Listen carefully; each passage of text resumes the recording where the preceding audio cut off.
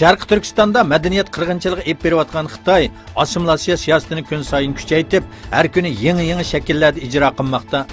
Eng yangi uchurlarga asoslanganda Sharqi Turkistonning Yangisar noyisi va boshqa nurg'un joylarda Ko'ngzi haykalini tiklab o'qituvchi va o'quvchilarni ta'zim qildirib, itoat bildirishga majburlagan.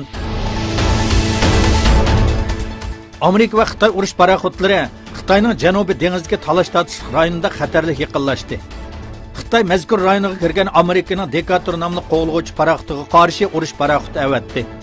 Amerika harbiy amaldorining bildirishicha, Xitoy paraxoti Amerika paraxotiga 41 metrgacha yaqinlashgan va ogohlantirish bergan.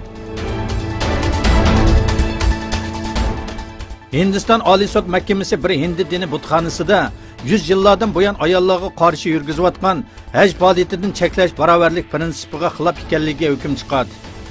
Bu mahkama barobarlik prinsipiga xilof degan sabab bilan mazkur cheklimani amaldan qoldirib o'tdi. Yaqinda buyon Hindiston Oliy sud mahkamasi nurg'unlagan nomuvofiq belgilamalarni tartibga solgan.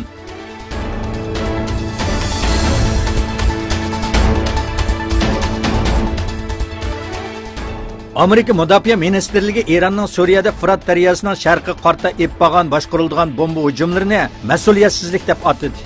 Besh burjaklik bino bayonotchisi Robertson Eronning oldingi kuni Suriyaning sharqidagi ba'zi nishonlarga eppagan hujumining Amerika boshchiligidagi ittifoqdosh armiyaning xabarsiz ep berilayotganligini bildirdi.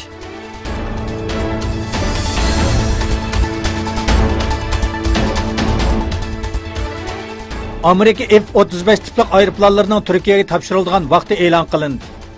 F-35 tiplik birlashma hujum aeroplanı planının muavin müdiri Admiral Matt Winter, yani 2 F-35 tiplik aeroplanının kelar yili mart ayida Türkiye'ye topshirilinishi mo'ljallanayotganligini aytdi.